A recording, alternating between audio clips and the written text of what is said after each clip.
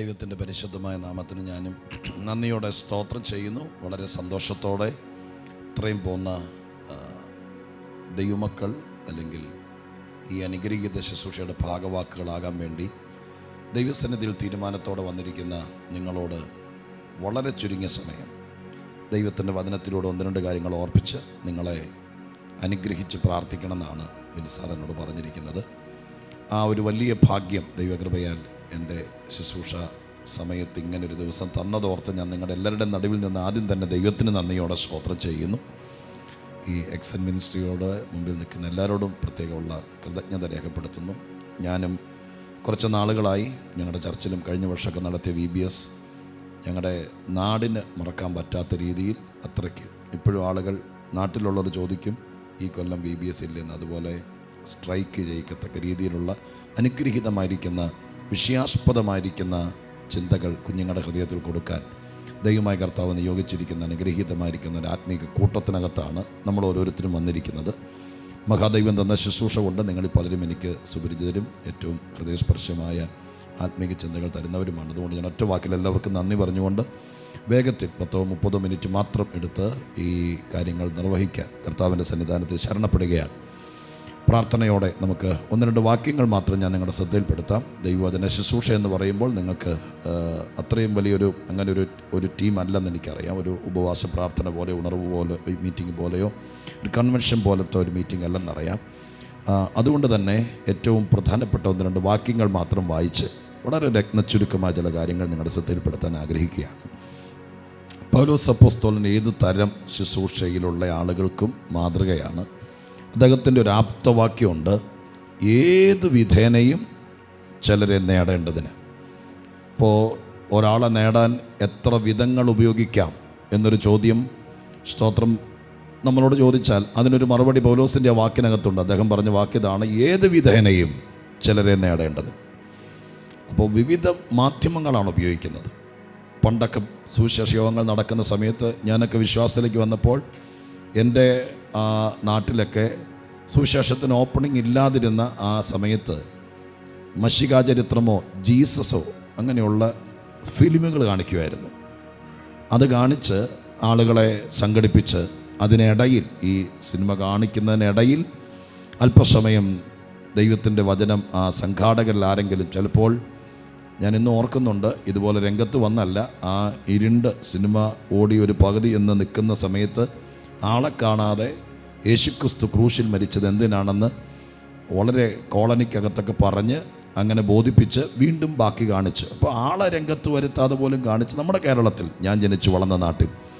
അപ്പോൾ അവരൊക്കെ പരിശ്രമിക്കുകയായിരുന്നു ഏത് വിധേനയും ആളുകളുടെ അകത്തേക്ക് ദൈവത്തെക്കുറിച്ചും ദൈവവചനത്തെക്കുറിച്ചും മനസ്സിലാക്കി കൊടുക്കാൻ വേണ്ടിയിട്ട് പരിശ്രമിക്കുന്ന ആളുകൾ വിവിധ തുറയിലുണ്ട്.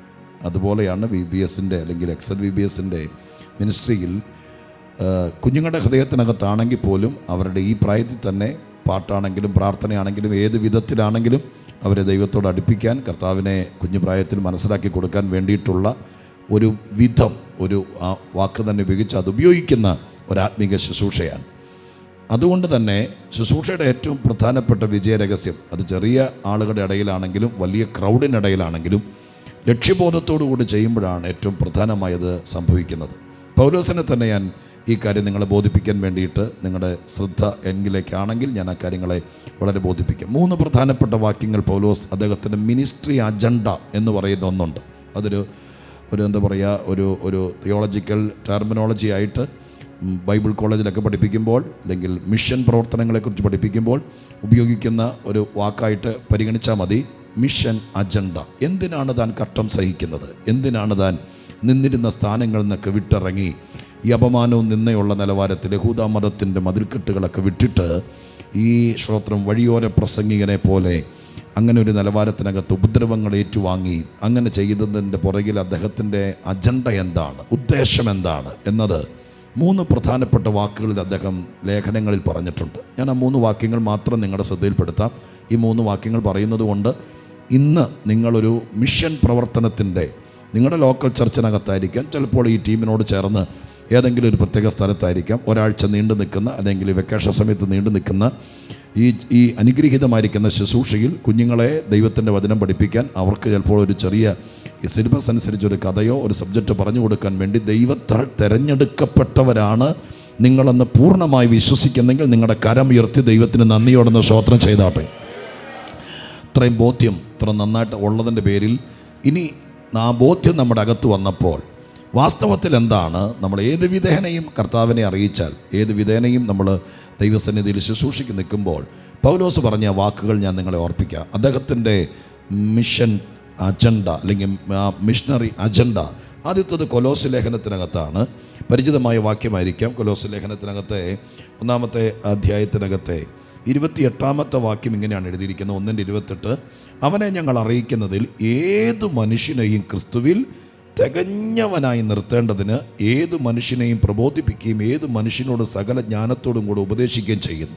അപ്പോൾ അദ്ദേഹത്തിൻ്റെ മിഷൻ അജണ്ട, അദ്ദേഹം എന്തിനാണ് സ്തോത്രം വെയിലും കൊണ്ട് മഴയും കൊണ്ട് നിന്നേ സഹിച്ചുകൊണ്ട് ഈ കാര്യങ്ങൾ ചെയ്യുന്നത് എന്നത് ചോദിച്ചാൽ അതിൻ്റെ ഒരു മറുപടിയാണ് എഴുതിയിരിക്കുന്നത്.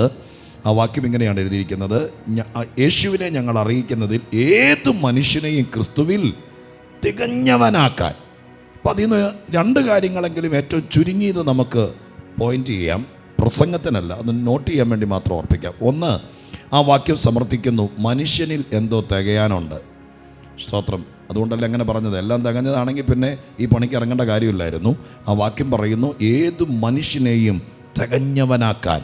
അപ്പോൾ നമ്മൾ കാണുന്ന പല ആളുകളും ചിലപ്പോൾ നമ്മുടെ മുമ്പിലേക്ക് വരുന്നത് സ്തോത്രം നല്ല മിടുക്കരായ കുട്ടികളായിരിക്കാം, പല പ്രായക്കാരായിരിക്കാം, നല്ല സൗന്ദര്യമുള്ള പെൺകുഞ്ഞുങ്ങളായിരിക്കാം, നല്ല വീട്ടിൽ നിന്നായിരിക്കാം, അവരെ നല്ല വില കൂടിയ വാഹനത്തിനകത്തായിരിക്കാം നിങ്ങൾ VBS നടത്തുന്ന സഭാ ഹാളിൻ്റെയോ അല്ലെങ്കിൽ ആ കൂട്ടായ്മയുടെ മുറ്റത്തേക്ക് കൊണ്ട് ഇറക്കുന്നത്. കാണുമ്പോഴൊക്കെ ശരിയായിരിക്കും. പക്ഷെ എന്താണെങ്കിലും ഈ കാണുന്ന ലോകത്തിൽ മനുഷ്യനിൽ എന്തോ തികയാനുണ്ടെന്നുള്ള കാര്യം നമ്മുടെ അകത്തൊരു ബോധ്യം ഉണ്ടാകണം. അത് പ്രഭാഷകനാണെങ്കിലും സൺഡേ സ്കൂൾ അധ്യാപകനാണെങ്കിലും VBS ടീച്ചറാണെങ്കിലും നമ്മൾ ഒരു ടൈം പാസിന് വേണ്ടിയിട്ടോ അല്ലെങ്കിൽ വെക്കേഷനിൽ ഈ കാര്യങ്ങൾക്ക് കർത്താവിന് വേണ്ടിയിട്ടോ സഭയ്ക്ക് വേണ്ടി എന്തെങ്കിലും ചെയ്തു എന്ന് പറയിപ്പിക്കാൻ വേണ്ടിയിട്ടല്ല, മറിച്ച് സ്തോത്രം നമ്മുടെ മനസ്സിനകത്തൊരു വലിയ ബോൾഡായ ചിന്തയുണ്ടായിരിക്കണം. എൻ്റെ മുമ്പിൽ വരുന്ന കുഞ്ഞുങ്ങൾ അവർ ആരാണെങ്കിലും അവരിൽ ദൈവികമായി ഈ വചനത്തിൻ്റെ അടിസ്ഥാനത്തിൽ എന്തോ തികയാനുണ്ട് എന്ന് പറയുമ്പോൾ അവയവങ്ങളെല്ലാം ദൈവം തന്നാ വിട്ടത് അല്ലേ സ്തോത്രം. പിന്നെ കാറിൻ്റെ പോലെ എക്സ്ട്രാ ഫിറ്റിങ്സ് ഒന്നും പിന്നെ മനുഷ്യന് വേറെ വേണ്ട. കാരണം 2 ചെവിയുണ്ട്, മൂക്കുണ്ട്, എല്ലാം ഉണ്ട്. നമ്മൾ കാറും വണ്ടിയൊക്കെ മേടിക്കുമ്പോൾ ബാക്കി നമ്മൾ എക്സ്ട്രാ ഫിറ്റിങ്സ് എല്ലാം ഏടെ കാശ് കൊടുത്ത് മേടിക്കണം. അതുപോലെ ഇന്ന് വരെയും മനുഷ്യ സൃഷ്ടിക്ക് ശേഷം ഇന്ന് വരെയും ദൈവമായ കർത്താവ് അന്നുള്ളതിനേക്കാൾ അഡീഷണലായിട്ട് ഒന്നും വെച്ചിട്ടില്ല, അതിനേക്കാളൊന്നും കുറച്ചിട്ടില്ല. എല്ലാം അതുപോലെ തന്നെയുള്ളൂ. പിന്നെ എന്താ തികയാനുള്ളത്? കാശോ പണമോ മറ്റൊന്നുമല്ല. ഇവിടെ വെച്ച് ഈ ഭൂമിയിൽ വെച്ച് സ്തോത്രം മനുഷ്യന് സംഭവിച്ച അപജയങ്ങളെ ബോധവൽക്കരിച്ച് അതത് ആളുകളുടെ ഭാഷയിൽ ആ കാര്യം ബോധ്യപ്പെടുത്തി അവരിൽ ആ നിറവ് കൊടുത്തു വിടാൻ ദൈവമായ കർത്താവ് നിശ്ചയിക്കപ്പെട്ടിരിക്കുന്നു. ഈ വാക്യത്തിൻ്റെ 2-ാമത്തെ ചിന്ത സ്തോത്രം ഇവിടെ തികയാനുള്ള മനുഷ്യരുണ്ട് എന്നത് സത്യമായിരിക്കുമ്പോൾ തന്നെ പൗലോസ് പറയുന്നു ഞാനും ആ കൂട്ടത്തിലാണെന്നും പറഞ്ഞുകൊണ്ട് ഒരു മൂല മാറി നിൽക്കുകയല്ല, തികയ്ക്കാൻ വേണ്ടി ഏത് മനുഷ്യനെയും ക്രിസ്തുവിൽ തികഞ്ഞവനാക്കാൻ വേണ്ടി ദൈവം എന്നെ നിയോഗിച്ചിരിക്കുകയാണ്. ഇപ്പം 2-ാമത്തെ കാര്യം ഈ വാക്യം പറയുന്നത് മനുഷ്യനെ തികഞ്ഞവരാക്കാൻ സ്വർഗത്തിലെ ദൈവമാക്കി വെച്ചിരിക്കുന്ന ആളുകൾ ഇവിടെയുണ്ട്. സ്തോത്രം.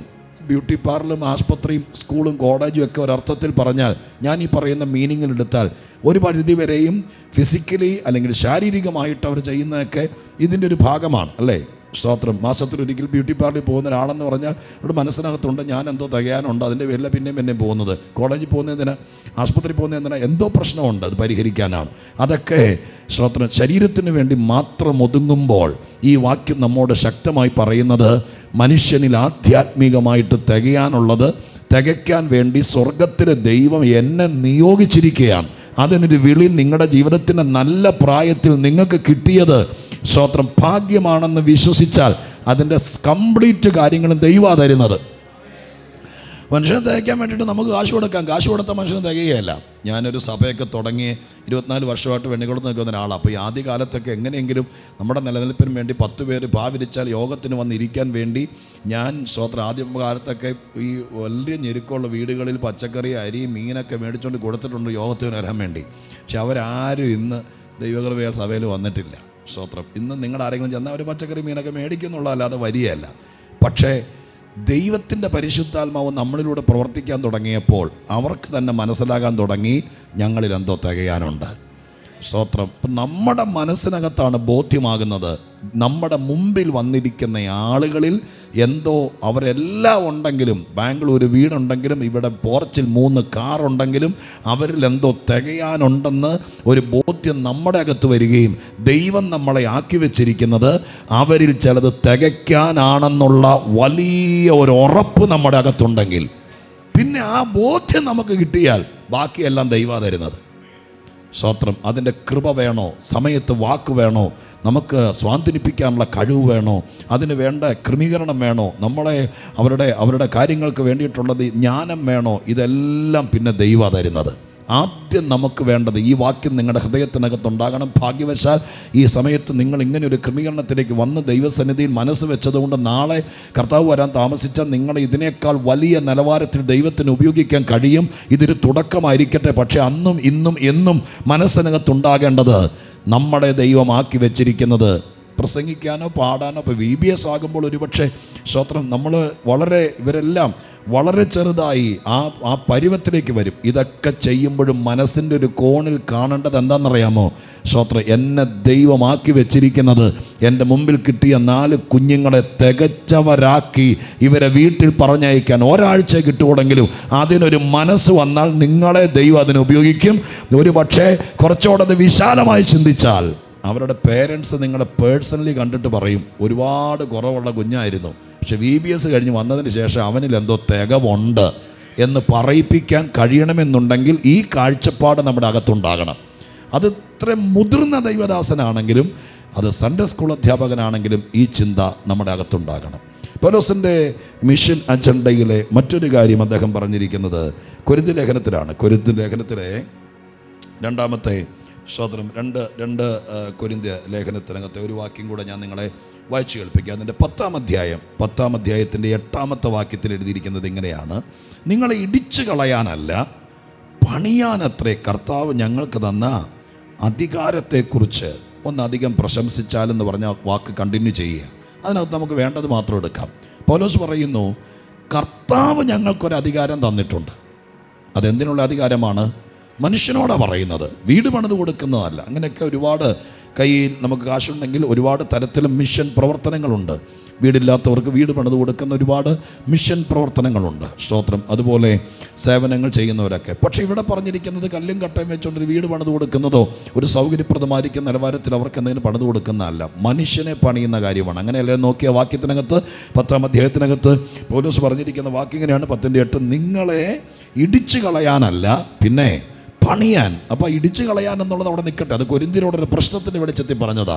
നമുക്ക് VBSൻ്റെ ടീച്ചേഴ്സ് എന്ന നിലയ്ക്ക് ട്രെയിനിങ് കൊടുക്കാൻ വേണ്ടി ദൈവത്താൽ തിരഞ്ഞെടുക്കപ്പെട്ട് ഇന്ന് നിങ്ങളിവിടെ വന്നിരിക്കുകയും ഞാനിങ്ങോട്ട് പോരുന്ന വഴിക്ക് എൻ്റെ ഹൃദയത്തിനകത്ത് ഈ 2-3 വാക്യങ്ങൾ നിങ്ങളോട് പറയാൻ ദൈവം തന്നയക്കുകയും ചെയ്തതുകൊണ്ട് രണ്ടാമത് നമ്മുടെ മനസ്സിനകത്തുണ്ടാകേണ്ട ഉജ്ജ്വലമായ ചിന്ത, കർത്താവ് എന്നെ ഒരു കാര്യം ഏൽപ്പിച്ചിട്ടുണ്ട്. അതെന്താണെന്നറിയാമോ? മനുഷ്യനെ പണിയാൻ. നിങ്ങൾക്ക് കോൺഫിഡൻ്റ് ഉണ്ടെങ്കിൽ ധൈര്യമായിട്ട് പറയാം, 13 കൊല്ലം പഠിച്ച് MBBS കഴിഞ്ഞ് MD എടുത്തൊരു ഡോക്ടറും സ്തോത്രം വാസ്തവത്തിൽ രോഗിയായി ചെല്ലുന്ന ആളുകളെ പണിയുന്നുണ്ട്.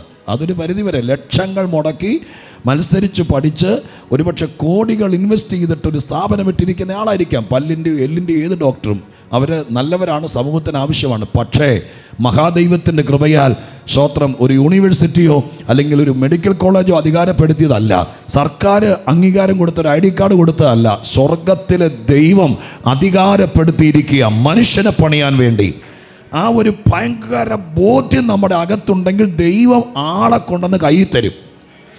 അതിനി ആർക്കും അപ്പനും അമ്മയ്ക്കും പണിയാൻ പറ്റാത്ത, അവരുടെ ചർച്ച് പാസ്റ്റർക്കോ അവരുടെ പ്രീസ്റ്റിനോ പണിയാൻ പറ്റാത്തവരെ സ്വർഗത്തിലെ ദൈവമാ നിയോഗം ഇന്ന് പകലിൽ ഈ അനുഗ്രഹീത സ്ഥാപനത്തിനകത്തിരുന്ന് ആ ഒരു വലിയ ബോധ്യം പ്രാപിച്ചാൽ അതിന് ടൂൾസ് ഒന്നുമില്ല, അതിന് ദൈവത്തിൻ്റെ അധികാരവും കൃപയും മാത്രമേ ഉള്ളൂ.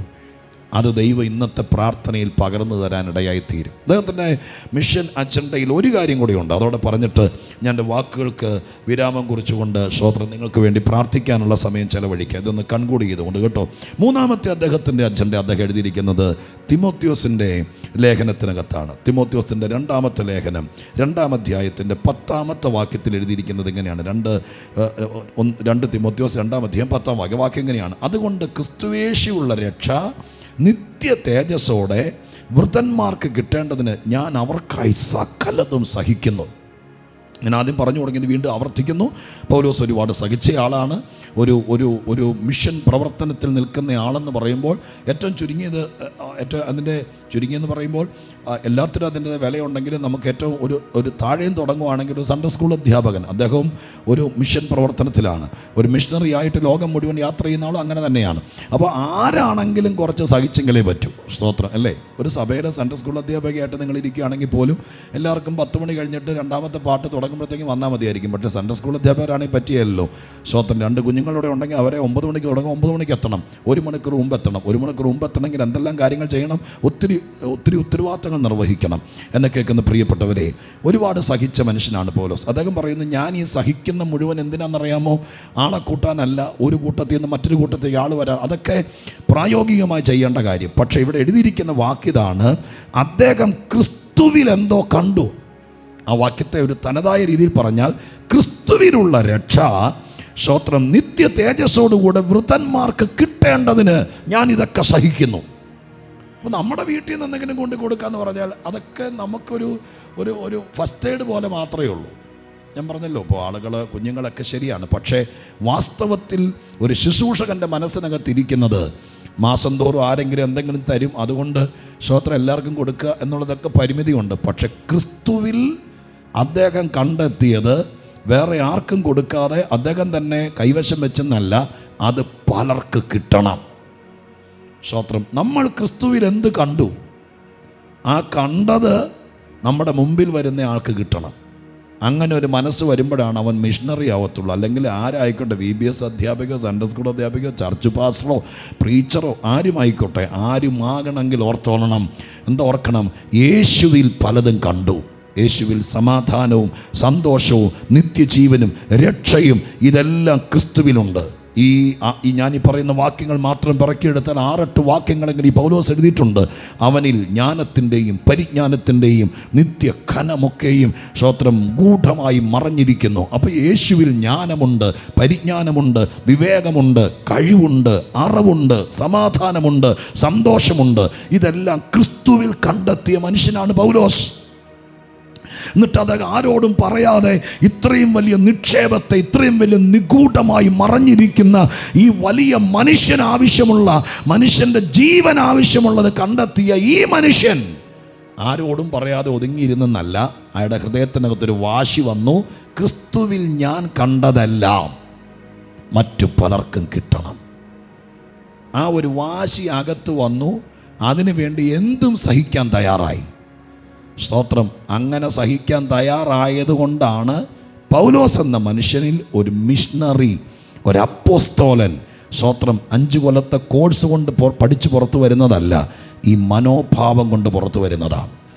ഇങ്ങനെ അദ്ദേഹത്തിൻ്റെ മാത്രം എടുത്തോളൂ. ഇനി വേദപുസ്തകത്തിൽ നിന്ന് ക്രിസ്തുവേശുവിൻ്റെയും പത്രോസിൻ്റെയും മറ്റ് നെഹമ്യാവിൻ്റെയും ഒക്കെ നമ്മൾ കണ്ടെത്തിയാൽ ഒരു പുസ്തകം എഴുതാനുള്ള സ്തോത്രം കണ്ടന്റ് നമുക്കൊരു പക്ഷേ ഓരോരുത്തരുടെയും ലക്ഷ്യത്തിനകത്തുനിന്ന് പെറുക്കിയെടുക്കാൻ പറ്റും.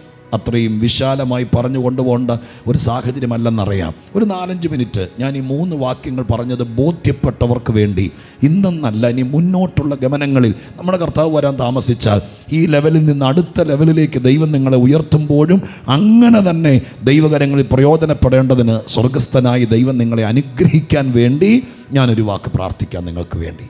ഞാൻ ആ വാക്കൊടൊന്നോടെ ആവർത്തിക്കാം. കൊലോസ്യ ലേഖനത്തിൽ പൗലോസ് പറഞ്ഞത് ഇങ്ങനെയാണ്, എൻ്റെ മുമ്പിൽ വരുന്ന ആളുകൾ തികഞ്ഞവരല്ല, അവരിലെന്തോ തികയാനുണ്ട്. ഒരുപക്ഷെ അവർ പറയുന്ന പരാതിയും പരിഭവിതായിരിക്കും, കടമാണ്, അല്ലെങ്കിൽ വിദ്യാഭ്യാസം പൂർത്തീകരിക്കാം, അതൊക്കെ അവരുടെ കുറവായിട്ട്. പക്ഷെ അതിനൊക്കെ അപ്പുറമായി ആത്മക്കണ്ണ് കൊണ്ട് നോക്കുമ്പോൾ കാണേണ്ട പലതുമുണ്ട്. അത് ആ കുറവുകൾ തിരിച്ചറിയുകയും അവരെ തികഞ്ഞവരാക്കാൻ ദൈവം എന്നെ നിയോഗിച്ചിരിക്കുന്നു എന്നുള്ള ബോധ്യം നമ്മുടെ അകത്ത് വരിക. 2, കർത്താവ് ഒരു അധികാരം തന്നിട്ടുണ്ട്. അതെന്തിനാണ്? ആടുകളെ പണിയാൻ. മനുഷ്യനിലെന്തോ പണി നടക്കാനുണ്ട്. ആ പണി നടത്തുന്നത് ദൈവമേൽപ്പിച്ച ആളുകളാണ്. എന്തുകൊണ്ടെന്നാൽ ദൈവത്തിൻ്റെ ശ്രേഷ്ഠ സൃഷ്ടിയാണ് മനുഷ്യൻ. ആ മനുഷ്യനെ പണിയാൻ സ്വർഗസ്ഥനായി ദൈവം ലോകത്തിൽ ആരെ ഏൽപ്പിച്ചിട്ടില്ല. ദൈവം വിശ്വസ്തരെന്നെണ്ണിയവരെയാണ് മനുഷ്യനെ പണിയാൻ ദൈവം ഏൽപ്പിച്ചിരിക്കുന്നത്. 3-ാമത്തെ കാര്യമാണ് പറഞ്ഞത്, ക്രിസ്തുവിൽ എന്ത് കണ്ടോ അത് ഒരു പാത്രത്തിൽ നിന്ന് പാത്രത്തിലേക്ക് പകരുന്നത് പോലെ നമ്മുടെ മുമ്പിൽ വരുന്നവരിലേക്ക് പകരണം, അവർക്ക് കിട്ടണം എന്ന മനസ്സ് സ്വോത്രം വന്നു. ഈ 3 ചിന്തകൾ നിങ്ങളുടെ മനസ്സിൽ കിടക്കട്ടെ. ഇത് കൊണ്ട് നിങ്ങളുടെ മുമ്പോട്ടുള്ള ഗമനങ്ങളിൽ ദൈവമായ കർത്താവ് ഈ കൊല്ലത്തെ VBS നിങ്ങളെ ദൈവം ആക്കി വെക്കുന്ന ഓരോ സ്ഥാനത്തും ഈ ചിന്ത സ്വോത്രം ഒരു പരിധിവരെ നിങ്ങൾ ഒരുപക്ഷെ VBS സ്റ്റാർട്ട് ചെയ്യുമ്പോൾ നിങ്ങൾ ഒരുമിച്ച് നിന്ന് ദൈവസന്നിധിയിൽ ഈ കാര്യങ്ങൾ നിങ്ങളുടെ ടാർജറ്റായിരിക്കട്ടെ. സ്വോത്രം അനുഗ്രഹീതമായിരിക്കുന്ന ഒരു സിലബസ് എല്ലാ വർഷവും എക്സൽ VBS ഉണ്ടാകാറുണ്ട്. ഈ വർഷമുണ്ട്. പക്ഷെ അതൊക്കെ അവതരിപ്പിക്കുന്നതിനൊക്കെ കൊടുക്കുന്നതിനേക്കാൾ മുമ്പ് ആദ്യത്തെ ദിവസം നിങ്ങൾ കുഞ്ഞുങ്ങളെ ഡെഡിക്കേറ്റ് ചെയ്യുമ്പോൾ നിങ്ങളെ തന്നെ സമർപ്പിച്ചുകൊണ്ട് പറയണം, കർത്താവേ, ഈ മക്കളിൽ എന്തൊക്കെ തികയാനുണ്ടോ അത് ഞങ്ങളിലൂടെ ദൈവം തികയ്ക്കുമാറാകണമേ. ഈ കുഞ്ഞുങ്ങൾ വന്നിരിക്കുന്ന വീട്ടിൽ മനുഷ്യനിൽ ഒരു പണി നടക്കാനുണ്ടെങ്കിൽ ഞങ്ങളുടെ കയ്യിലേക്ക് ഒരാഴ്ച ദൈവം കൊണ്ട് തന്നിരിക്കുകയാണ്. ദൈവമേ, ഇവരിൽ ആ പണി നടത്തിയെടുക്കാനുള്ള കൃപ ഞങ്ങൾക്ക് തരണമേ. സ്തോത്രം എന്ന് പറയാനിടയാകണം. മൂന്നാമത്തത്, ഞങ്ങളുടെ കർത്താവിൽ ഞങ്ങൾ കണ്ടത്, ഈ കുഞ്ഞുങ്ങൾ ഏത് പശ്ചാത്തലത്തിൽ നിന്ന് വന്നവരാണെങ്കിലും ഞങ്ങൾ കണ്ടത് ക്രിസ്തുവിലുള്ളത് ഇവരിലേക്ക് പകരാനിടയാകണമേ. ഈ ഒരു ടാർജറ്റോടെ ഈ 2024 VBS സ്തോത്രം ദൈവത്തിൻ്റെ പരിശുദ്ധാത്മാവിൽ ചുക്കാൻ പിടിക്കാൻ തയ്യാറായാൽ ഞാൻ ഒരുമിച്ച് പറയാം, നിങ്ങളെ ദൈവമായ കർത്താവ് ഒരു അഡ്രസ്സ് തന്ന് ദൈവം മാനിച്ച് VBS ഒക്കെ കഴിഞ്ഞാലും ഇത് കഴിയുമ്പോൾ സ്വർഗത്തിലെ ദൈവം ലക്ഷ്യബോധത്തോടെ ഒരു അജണ്ട മനസ്സിൽ വെച്ചുകൊണ്ട് ആത്മാവിൽ മുന്നോട്ട് പോകാൻ തയ്യാറായാൽ നിങ്ങൾക്കിത് കഴിഞ്ഞാലും, നിങ്ങൾ കോളേജിൽ പഠിക്കുന്ന ആളാണെങ്കിലും, നിങ്ങൾ ഒരുപക്ഷെ സാധാരണ ജീവിതം നയിക്കുന്ന ആളാണെങ്കിലും, നിങ്ങളുടെ കയ്യിൽ കിട്ടിയ ശുശ്രൂഷ സീസൺ കഴിയുമ്പോൾ തീരെയല്ല, ഇത് കഴിയുമ്പോഴും നിങ്ങളെ തേടി ആൾ വരും. ഞാൻ അങ്ങനെ തന്നെ പ്രാർത്ഥിക്കാം. ദൈവം അത് ചെയ്യാൻ വേണ്ടി വാക്കുകൾ മനസ്സിൽ വെക്കുക. സ്തോത്രം. അതിന് ദൈവം ഇടയാക്കട്ടെ എന്ന് ഓർപ്പിച്ചുകൊണ്ട് നമുക്ക് എഴുന്നേറ്റ് നിന്ന് പ്രാർത്ഥിക്കാം. ഒരുമിച്ച് എഴുന്നേറ്റ് നിൽക്കാം. ദയവായിട്ട് എഴുന്നേറ്റ് നിൽക്കുന്ന സമയത്ത് നമ്മൾ സാധാരണ യോഗങ്ങളുടെ കൺക്ലൂഷനൊക്കെ ഒരുപാട് കൂടിയിട്ടുണ്ട്. കൺവെൻഷൻ ആണെങ്കിലും ഉപവാസ പ്രാർത്ഥനയാണെങ്കിലും സഭായോഗമാണെങ്കിലും ഒക്കെ നമ്മൾ ദൈവദാസന്മാർ അവസാനം ഒരു പഞ്ചിന് വേണ്ടി പോലെ എഴുന്നേറ്റ് നിൽക്കാൻ പറയും, കൈ ഉയർത്താൻ പറയും, ഇതൊക്കെ പറയും. പക്ഷേ ഈ സമയത്ത് ഫോർമാലിറ്റീസ് ഒന്നും ഓർക്കരുത്. നിങ്ങൾ തളർന്നിട്ടില്ലെങ്കിൽ ഈ പറഞ്ഞ വാക്കുകൾ ഒരു പ്രഭാഷണമായിട്ടൊന്നും എടുക്കണ്ട. ഈ 3 വാക്യങ്ങൾ നിങ്ങളുടെ ബൈബിളിൽ അടിവരയിട്ടെങ്കിൽ നിങ്ങൾ ശ്രോത്ര സൂക്ഷിക്കുക. ഇന്നെന്നല്ല, നിങ്ങൾ ഏത് കാലം വരെ ദൈവരാജ്യത്തിന് വേണ്ടി എന്തെങ്കിലും ഒന്ന് ചെയ്യാൻ ആഗ്രഹിക്കുന്നെങ്കിൽ അത് ഈ ഒരു വിധത്തിൽ ഒരു ലക്ഷ്യബോധത്തോടെ ചെയ്യണം. കണ്ണുകളടച്ച് സ്വർഗത്തിലേക്ക് നോക്കി നിങ്ങൾക്ക് എങ്ങനെ ശരീരത്തിൻ്റെ ഭാഷ കൊണ്ട് എങ്ങനെ പ്രതികരിക്കാൻ പറ്റുമോ അതുപോലെ നമുക്ക് പ്രതികരിക്കാം. സ്തോത്രം. ആത്മീക യോഗത്തിൽ പങ്കെടുക്കുമ്പോൾ 2 ഭാഷയുണ്ട്. ഇത് പറയുന്നത് കേട്ട് നമുക്ക് ദൈവസന്നിധിയിൽ പ്രാർത്ഥിക്കാം. ആത്മീക യോഗത്തിൽ പങ്കെടുക്കുമ്പോൾ 2 ഭാഷയുണ്ട്. പ്രത്യേകിച്ച് VBS ടീച്ചേഴ്സായി ട്രെയിനിങ് ലഭിച്ച നിങ്ങൾക്കറിയാം, ഒന്ന് ശരീരത്തിൻ്റെ ഭാഷയാണ്. ശരീരത്തിൻ്റെ ഭാഷയില്ലാതെ കുഞ്ഞുങ്ങളെ പഠിപ്പിക്കാൻ പറ്റിയല്ല. 2 നമ്മുടെ മാതൃഭാഷയോ നമ്മൾ പഠിച്ച ഭാഷയാണ്. ഇതിൽ 2ഉം ദൈവസന്നിധിയിൽ വരുമ്പോൾ ഈ 2 ഭാഷകളും ഒരുപോലെ സ്തോത്രം നമ്മൾ ഉപയോഗിച്ചെങ്കിൽ മാത്രമേ യോഗം ഒരു അനുഗ്രഹമാകുള്ളൂ. അതുകൊണ്ട് അത്തരം കൊണ്ട് സ്തോത്രമോ നന്ദിയോ പറയുന്ന കൂടെ നിങ്ങളുടെ ശരീരത്തിൻ്റെ ഭാഷ ബഹുമാനത്തോടെ നിങ്ങളിത് സ്വീകരിക്കുന്നു എന്ന്, ഞാൻ ദൈവത്തെ ഭയപ്പെടുന്നു എന്ന്, ഈ വചനത്തെ അംഗീകരിക്കുന്നു എന്ന് ശരീരത്തിൻ്റെ ഭാഷ കൊണ്ട്, അത് കരങ്ങൾ മലർത്തിയോ കരങ്ങൾ ഉയർത്തിയോ കരങ്ങൾ അടിച്ചോ ഏത് വിധേനയും യേശുവിൻ്റെ നാമത്തിൽ ഒരല്പസമയത്തേക്ക് പരിശുദ്ധാത്മാവ് നമ്മുടെ മധ്യത്തിൽ ഇറങ്ങി വന്നിട്ട് ഈ 3 കാര്യങ്ങൾ ചെയ്യാൻ ഇന്നിവിടെ വെച്ച് നിങ്ങളെ ദൈവത്തിന്റെ ആത്മാവ് ഓടാൻ ചെയ്യട്ടെ. ഒരു മനുഷ്യന്റെ കരമല്ല, ദൈവത്തിന്റെ അദൃശ്യ കരം.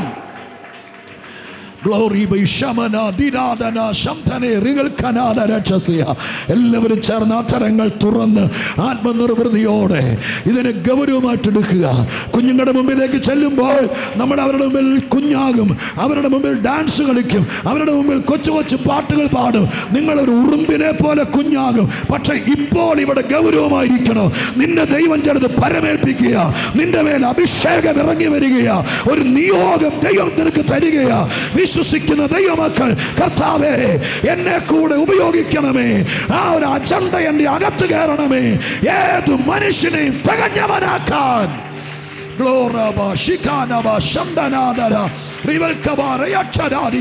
ഭാഷയുടെ പരിമിതിയില്ലാതെ, ജാതിമതം ഭേദമില്ലാതെ ഏത് മനുഷ്യനെ തികഞ്ഞവനാക്കാൻ കർത്താവിൻ്റെ ആത്മാവ് നിങ്ങൾ ചിലരെ യേശുവിൻ്റെ നാമത്തിൽ വിശ്വസിക്ക്. നിങ്ങൾ ഒരുപക്ഷെ ഈ രാജ്യം വിട്ട് കർത്താവ് വരാൻ താമസിച്ചാൽ, നല്ല നല്ല രാജ്യങ്ങളിൽ ചെന്നാലും ഈ കാര്യം നിങ്ങളുടെ ഉള്ളിൽ കയറിയാൽ രാജ്യത്തിൻ്റെ പരിമിതിയില്ല, ഭാഷയുടെ പരിമിതിയില്ല. യേശുവിൻ്റെ നാമത്തിൽ ഇവിടെ വെച്ച നിയോഗം കൊണ്ട് പോയാ മതി.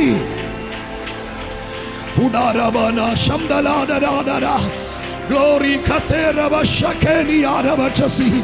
രക്തത്താലെ ജയം, രക്തത്താലെ ജയം, രക്തത്താലെ ജയം. യേശുവിന്റെ നാമത്തിൽ അപ്പാ സ്വീകരിക്കുന്നവരുടെ മേൽ ഈ നിയോഗം ഇറങ്ങട്ടെ. അവർക്ക് ദൈവത്തിന്റെ മുഖത്തിന്റെ കീഴെ നിന്ന് മാറാൻ കഴിയാതിരിക്കട്ടെ. എക്സൽ VBS ഒരു തുടക്കമാണെന്ന്, അവരുടെ കരിയറിന്റെ അടിസ്ഥാന കല്ലിതായിരുന്നു എന്ന്, ഇവിടെ നിന്നാണ് തുടങ്ങിയതെന്ന് വരും കാലത്ത് ദൈവകരങ്ങളിൽ തീക്കട്ട പോലെ ഉപയോഗിക്കേണ്ടവർ ഇതിനകത്തുണ്ടല്ലോ കർത്താവേ. അവരുടെ തുടക്കം ഇവിടെ ആയിരിക്കട്ടെ. കർത്താവിന്റെ നാമത്തിൽ ഞാൻ ഇവരെ അനുഗ്രഹിക്കുന്നു. ഞങ്ങൾ ദൈവദാസന്മാർ ഇവരെ അനുഗ്രഹിക്കുന്നു. VBS എക്സൽ VBSന്റെ മുൻകാല ചരിത്രത്തെക്കാൾ 2024 പഠിക്കുന്നവർ മാത്രമല്ല, പഠിപ്പിക്കുന്നവരെ പോലും ദൈവാത്മാവ് രൂപാന്തരപ്പെടുത്തിയെടുക്കാൻ. Glory ba shakanda ba shamdara rival shabeniada racha santuni. യേശുവിന്റെ നാമത്തിൽ കൃപ കൃപ കൃപ കൃപ ഓരോരുത്തരും അത് സ്വീകരിക്കട്ടെ. അപ്പ പണിയാൻ കർത്താവേ ഞങ്ങൾ അധികാരം ചോദിക്കുന്നു. കർത്താവിന്റെ അധികാരമില്ലാതെ ഒരു മനുഷ്യനെ പണിയാൻ കഴിയില്ല. ഇവിടെ നിൽക്കുന്നവർ യൗവനക്കാരാണ്, കൗമാരം കഴിഞ്ഞിട്ടുള്ളൂ. നാഥ, ഇന്നേ ഞങ്ങൾ പ്രാർത്ഥിക്കുകയാണ്. ലോകത്തിൽ ഞങ്ങൾ എവിടെയായിരുന്നാലും ഞങ്ങളുടെ മുമ്പിൽ വരുന്നവരെ പ്രായഭേദമന്യേ അവരെ പണിയാനുള്ള അധികാരം ഇപ്പോൾ ഈ കരമടിക്കുന്നവരുടെ മേൽ, സ്വീകരിക്കുന്നവരുടെ മേൽ യേശുവിന്റെ നാമത്തിൽ ഇറങ്ങി വരട്ടെ അധികാരം.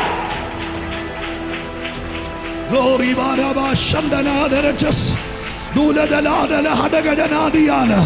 ക്രിസ്തുവിനുള്ളത് ദൈവമേ, പാവപ്പെട്ട കുഞ്ഞുങ്ങളിലേക്ക്, ചില കുടുംബങ്ങളിലേക്ക് പകരാൻ ഞങ്ങളെ ഒരു ചാനലാക്കണമേ, ഞങ്ങളെ ഒരു ജാലകമാക്കണമേ, ഞങ്ങളെ ഒരു മുഖാന്തരമാക്കണമേ. ഞങ്ങളിലൂടെ അത് പകരാൻ ഇടയാകട്ടെ. ഈ നിൽക്കുന്നവരിലൂടെ സ്വർഗത്തിൽ നിന്ന് താണ ഭൂമിയിലേക്ക് ഒരു പകർച്ച നടത്താൻ, യേശുവിൽ നിന്ന് മനുഷ്യനിലേക്ക് ഒരു പകർച്ച നടത്താൻ ഈ നിൽക്കുന്നവരെ ഉപയോഗിക്കണമേ, ഉപയോഗിക്കണമേ, ഉപയോഗിക്കണമേ. ആത്മാവ് താൻ ഇതിനകത്ത് കൊടുങ്കാറ്റ് പോലെ വ്യാപരിക്കട്ടെ. ഓരോരുത്തരെ തൊടട്ടെ. ഒരു മിഷൻ ചലഞ്ചായി മാറട്ടെ. കർത്താവേ, ഇവരിൽ ദൈവകൃപ വ്യാപരിക്കട്ടെ. എക്സൽ മിനിസ്ട്രിയുടെ അടുത്തൊരു ലെവല് ഇവിടെ തുറക്കട്ടെ. കർത്താവേ, ഇവരെല്ലാം ദൈവമേ VBS കഴിയുമ്പോൾ ഒരു വിദ്യാഭ്യാസ സ്ഥാപനം പോലെ, ഒരു ബൈബിൾ സ്കൂൾ പോലെ, ഒരു മിഷൻ സംഘടനയായി കർത്താവിന്റെ നാമത്തിൽ ഈ ആത്മീക കൂട്ടായ്മ ഞാൻ അനുഗ്രഹിക്കുന്നു. കർത്താവേ,